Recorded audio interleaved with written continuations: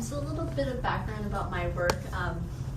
All of my work deals with the relationship between our bodies and our minds and how we experience physical space through both our minds and our bodies. Specifically, I'm interested in this sort of subject matter for two reasons. One is that it's sort of a universal subject matter. All of us have bodies and minds, so we can all relate to this kind of work. So you don't need a sort of knowledge before you go and enter any of these installation spaces. As long as you have your faculties, your physical faculties, and your mental faculties, you can experience the work and have some sort of relationship to it. And then the second reason why I'm sort of interested in this work is because the generation that I sort of grew up in, a lot of our lives exist digitally, and I'm on the computer all the time, and the way we communicate with people is digitally. And so I want to basically bring our lives back into this physical space. And so by creating these physical installations, I'm hoping that through digital media, we can actually use digital media to experience our bodies and experience the physical spaces around us. And so in this projection, this is actually a video it's a still image, it's a video projection of a photograph of a miniature space that I built. So essentially I build these sort of architectural models and then light them and stage them and photograph them and reimagine them as real spaces. So you can see here it sort of looks like an extension of the installation room, the gallery, sort of extending into the imaginary video space. And this piece in particular was shown in a gallery in upstate New York, and it was sort of interesting because a lot of the audience was families, so it wasn't sort of your typical art crowd. But there were a lot of children, and one of the wonderful things about seeing children in these installation spaces is that they're much more uninhibited than adults, and so the children would literally run up to the wall in the projection and sort of touch it and be like, is this here, is this real? And they would ask their parents. So I feel like that sort of true, honest response that you get from children is sort of wonderful to see. Because adults are much more reserved, they sort of stand back, they're like, this is art, I'm not supposed to touch the wall, I'm not supposed to touch it. But children sort of allow themselves to exist in this world of wonder. And today's talk, I'm going to sort of cover the area of space as different fields of study have looked at it, because primarily my work deals with space, and a lot of my research deals with how different thinkers have looked at space as a concept and an idea. So today I'm basically sort of do a little survey of various different fields and how each of those fields have approached the area of space. And I feel like space is a really interesting subject because, well, first of all, it's a huge subject matter, so there's no way I can actually cover all of how people have thought of it today. But in some fields, space is sort of thought of as a void or as nothingness. But at the same time, space is the most immediate medium through which we experience the world. Like, all of our senses come to us through space. So everything we experience in waking conscious life, we experience in a spatial realm. So space is sort of one of the most important sort of elements in the world, and that's what, to me, makes it sort of interesting. This picture is, this one is not a video projection, but it's actually, in fact, layers of fabric that I hung like behind this cutout circle. But there's 18 layers of fabric, and each layer gets smaller and smaller, so that when you look at it from the front, it sort of looks like a void or an infinite space receding into the wall. And the light around the fabric is diffused so that you can't quite tell exactly what's inside of that space. In Buddhism, space and consciousness are considered as elements. Space allows things to take form and come into being. And in Buddhism, we also think of space as it is now in this sort of immediate moment that we exist in. So space, as we know it, really only exists for one moment of consciousness, and things are continually changing within space. And in this image, this is sort of two projections. There's one on the floor and one on the wall, and it's sort of imagining a staircase going up and a staircase going down. but it's sort of left to the viewer's imagination as to like where you would be going to if you were able to go up those stairs or down those stairs. And a lot, I guess one comment I should make is that I'm very much interested in sort of these universal architectural elements, and so that's why a lot of the images are very stark. They just sort of include just the basic elements for us to understand something as a space. So maybe just the basic 4 walls or basic 3 walls and a floor and a ceiling. And in this case, just sort of staircases. But again, this is also a photograph of a miniature model that I built. In philosophy, an early question that's asked is space real or is it ideal? Is it its own entity or is it a property of something else?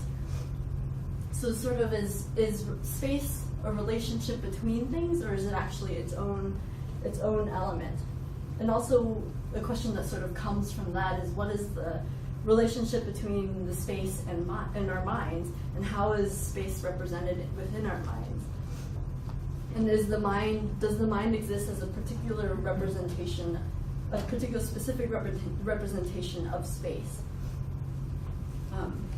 So in this work, this was a site-specific piece, and there's a column in the gallery space there, and basically it's sort of reimagining that column as if it was a corridor into another doorway. And I photographed it so that all the light in the image is coming in at diagonals.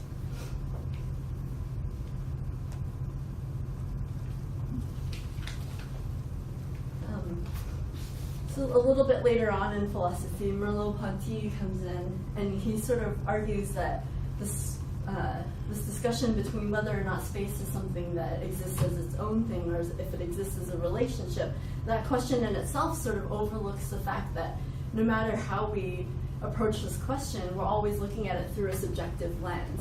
So we basically can't escape our bodies. Like, we can ask this question, but we're always going to be sort of looking at it through the physical body that we have, that we're limited to.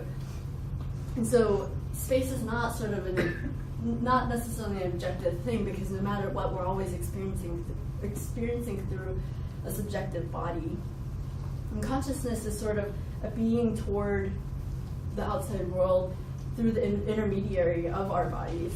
So basically, we're constantly restructuring the space around us through our minds as we move through space.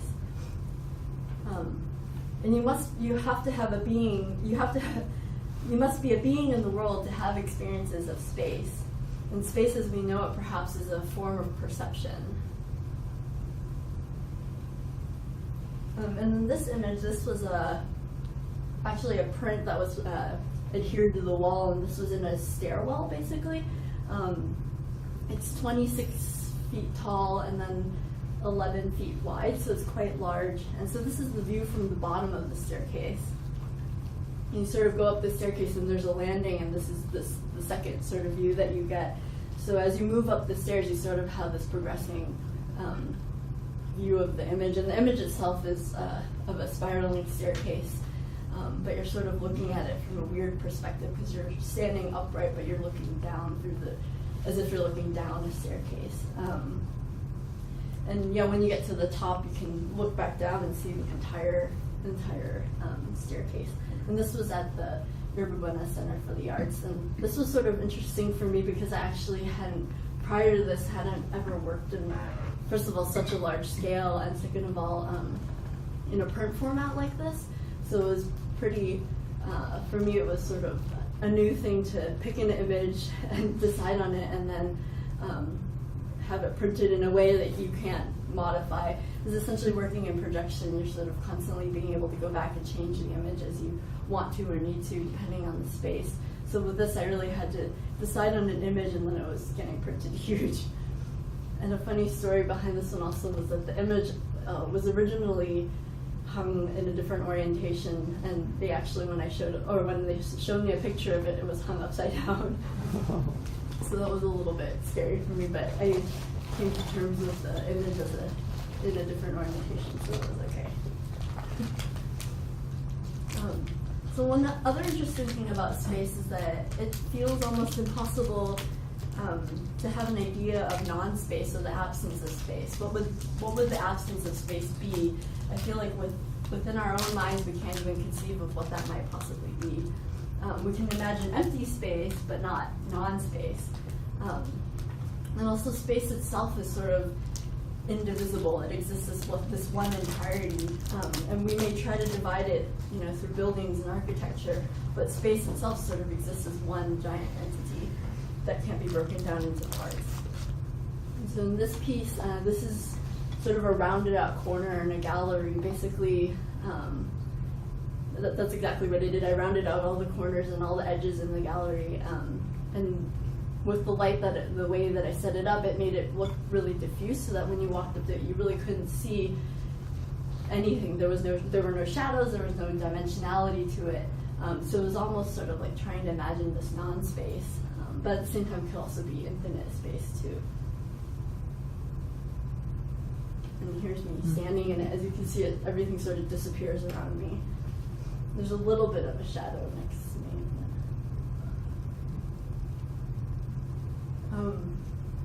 One reading that's really stood out to me that's been sort of important to me is Bertrand Russell's essay on the psychology of space, and he talks about sort of the differences between imagined and remembered space. And so I like to think of it in sort of maybe 4 different ways. One would be when you sort of just close your eyes and you stand there and you just try to imagine a space or remember a space from the past. So that would be one way of sort of experiencing space through memory and through imagination.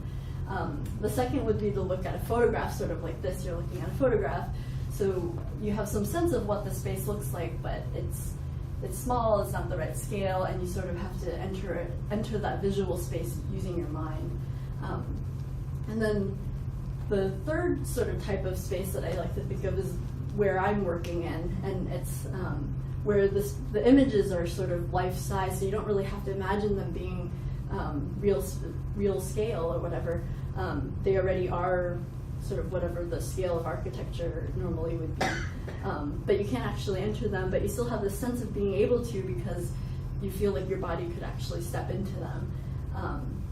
And then the fourth level of space would really be the space that we're actually standing in now.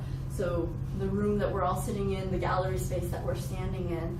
And so the question I sort of pose would be, how do these different levels of space differ, and do they actually differ? Is our experience of all 4 actually really using sort of the same physical senses that within all 4, even though some are only imagined and some are real? And I think there is a lot of overlap in gray area, which is what makes it interesting to me. But I would argue that even in imagining a space, we're sort of using some of the senses that we would use when we're actually standing in a space. And in this image, this is sort of the actual gallery space is a weird diagonal, you can sort of see. So it was reimagining the room itself as a rectangle. So it sort of continues that triangular space and makes it a rectangle. And across from this image was another second image. And this one actually was a video, so the light in this video was actually moving a little bit. But you can see the real room is sort of extending straight into the projected room. And in this image, it's sort of like, again, the space that we're standing in, and then the projected space. But in this image, there's also that sort of window space, which then there's another space perhaps beyond that window that's sort of left to our imaginations. And those 2 projections were in the same room facing each other, so this is just an image of sort of so you can get a sense of what the room actually looked like.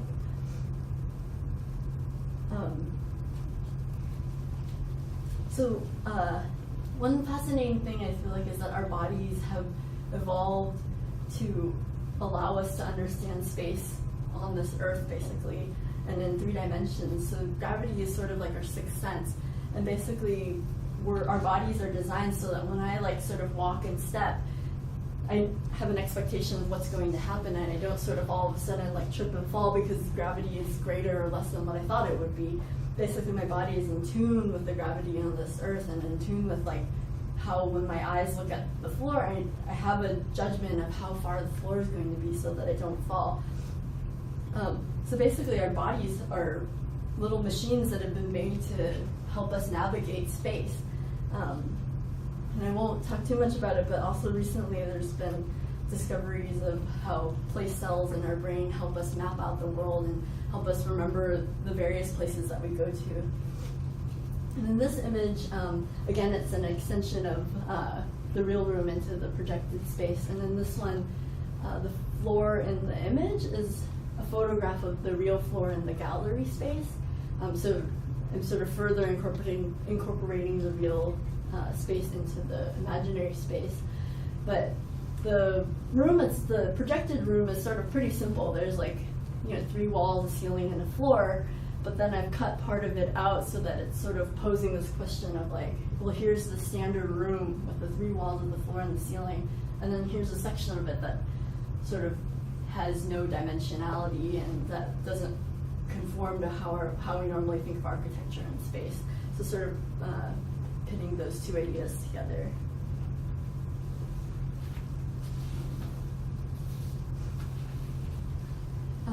In physics,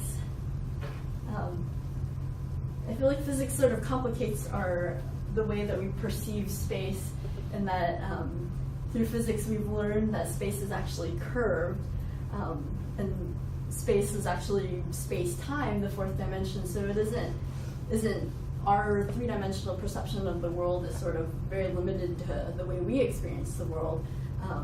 But I'm not sure exactly what the implications of space being curved is for me personally, but I definitely think it's a fascinating thing. It's difficult to conceptualize in my mind, but at the same time it makes me wonder, like, wow, makes me consider how like we have this really specific view of the world and of space, and we've sort of, everything that we've constructed and everything that we've sort of created has been within this sort of limited view of the world or of space. But one interesting thing about space and time being sort of the same dimension or space-time, the 4th dimension, is that our experience in time is sort of the same as movement in time. And I feel like especially in some of the works that are actually videos and not just stills, the pace of time really becomes really slow, and you actually almost like feel the time passing, basically. And in this image, I created this image when I was in Japan last year, and it's actually the inspiration was like Shoji Screens, the doors that Japanese people use to divide their rooms. And they're usually intricately created through woodworking. And so I sort of took that pattern and extended it, and this was actually the model itself. This was also a photograph of a miniature space, but the model itself was created using a laser cutter.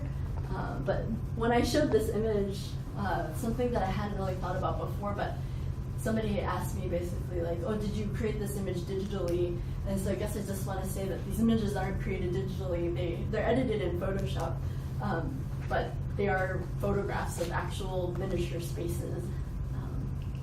And it's just sort of interesting how when something gets translated from miniature to a large human scale, that we believe it to be a real space. It no longer feels like an object like it was originally. But this is the actual image itself. I'll show a couple more images, which I'll hurry through. So I haven't talked about architecture yet, but that's sort of one of the most obvious ways in which we've sort of tried to organize and choreograph space. But architecture is interesting in that it's choreographed space through the lens of functionality and through the lens of how we move through space. But at the same time, architecture also controls how we move through space and determines how we move through space.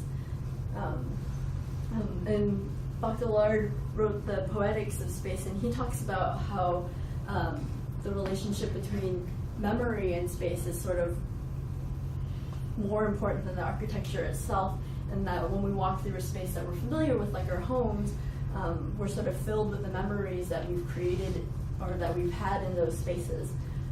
And so the present becomes intertwined with the past.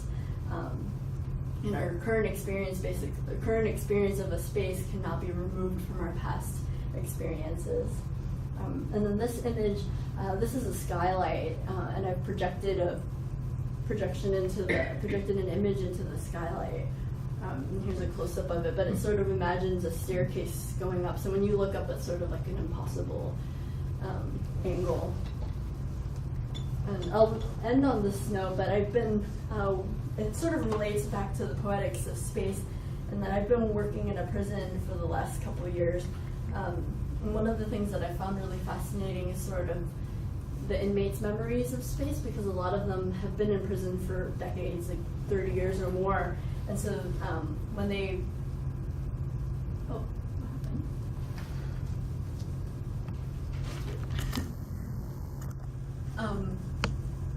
It's cutting me off because I'm almost out of time. But basically when they recount their memories of the outside world, they talk about it as if it happened yesterday, but really those memories of the spaces that they sort of existed in before are like decades old. But it's sort of fascinating how important those memories have been to them.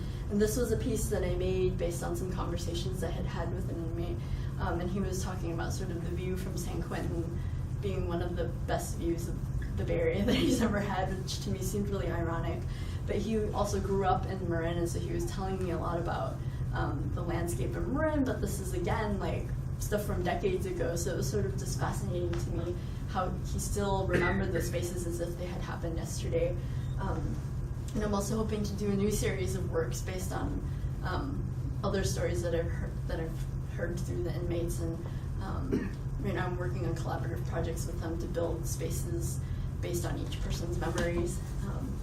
So I guess to conclude, I hope that in considering our consciousness of space, that it'll actually allow us to sort of understand each other more as human beings, because basically we all have this experience of space, and we all have memories of space, and if we can sort of communicate through this universal language of our bodies and through our bodies moving within an environment, then I hope that we can sort of have a better appreciation for each other's consciousnesses.